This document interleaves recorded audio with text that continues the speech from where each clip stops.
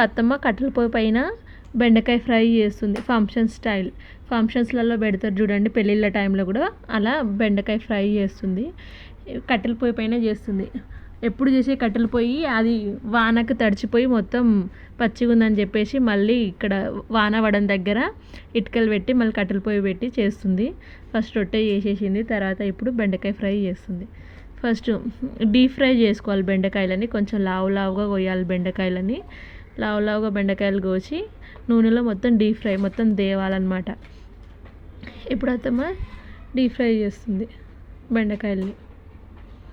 నిన్న మన అత్తమ్మ కూరగాయల తోటేర పోయింది కదా, అక్కడ వాళ్ళు బెండకాయలు చాలానే పెట్టి రోజుకి ఇన్ని పెడుతురు అనమాట.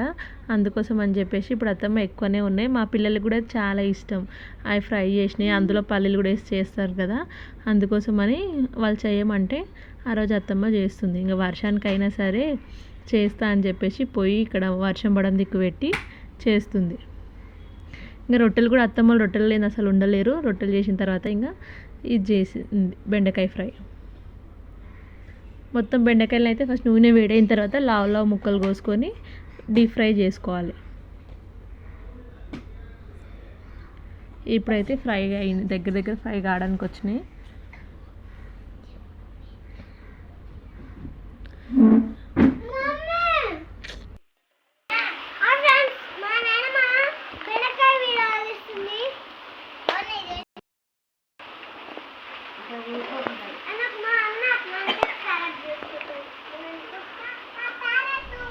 ఇప్పుడు బెండకాయలు అయితే బాగా వేగేసినాయి.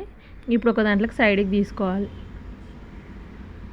అవి చూడడానికి చాలా బ్రౌన్ కొడుతున్నాయి కానీ అంతేం మాడలేదు, మంచిగానే ఉన్నాయి తినేటప్పటికి. ఇంతకుముందు కూడా ఒకసారి చేసి రాయి అయినా కొంచెం ఒట్టిగా అయినాయి కానీ మంచిగా ఉన్నాయి, జర మెత్తగానే ఉన్నాయి, మరి అంత మాడిపోయినట్టు ఏం లేదు. ఇప్పుడు మిగతా ఇంకా కొన్ని బెండకాయలు కూడా ఇంకొకసారి వేసుకుంది. ఇంకో ఆయి ఉన్న బెండకాయలన్నీ అలాగే డీప్ ఫ్రై చేసుకొని పెట్టుకోవాలి. ఫస్ట్ పిల్లలు వీడియో తీసేటప్పుడు పిల్లలు పక్కనే ఉండి చాలా అల్లరి చేసిర్రు, అందుకోసం అని చెప్పి నేను తర్వాత వాయిస్ ఓవర్ ఇస్తున్నా. అప్పుడు అత్తమ్మనే చెప్పింది ఎలా చేసుకోవాలి ఏంటి కానీ, పిల్లలు బాగా అల్లరి చేస్తారని చెప్పేసి ఇప్పుడు వాయిస్ ఓవర్ ఇచ్చిన. ఇంకో పొయ్యికి అయితే అస్సలు పొయ్యికి అంటున్నా, వానకైతే పొయ్యి అస్సలు మండలేదు. వానకు పొయ్యి మండక బాగా ఇబ్బంది అవుతుంది, ఫుల్ పొగ వస్తుంది. కట్టెలు కూడా జర పచ్చిగా ఉన్నాయి, బాగా పొగ వస్తూ ఉంది. ఇప్పుడు కూడా పిల్లలు కొంచెం డిస్టర్బ్ చేస్తూనే ఉర్రు. ఇంకా ఇప్పుడు అవి కూడా మళ్ళీ ఒకసారి వేగినాక పక్కకు తీసుకోవాలి.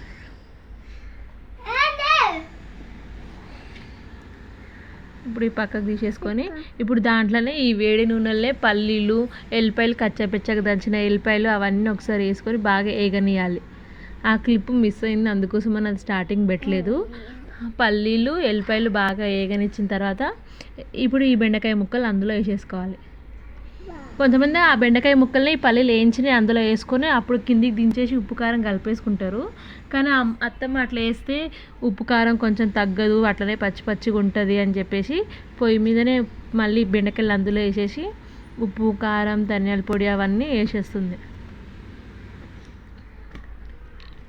కొంతమంది సపరేట్గా కలిపేసారు, కిందికి దించేసి పల్లీల అన్నీ ఒక దగ్గర కలుపుతారు. కానీ అత్తమ్మ పొయ్యి పైనే ఉంచుతుంది. ఒక 2-3 నిమిషాలు ఉంచితే కొంచెం కారం తగ్గి పిల్లలకి తింటారు, లేదంటే పచ్చిగా ఉండి కారం ఎక్కువ ఉండి పిల్లలు తినరు అని చెప్పేసి పొయ్యి మీదనే వేసింది. ఇప్పుడు ధనియాల పొడి వేస్తుంది.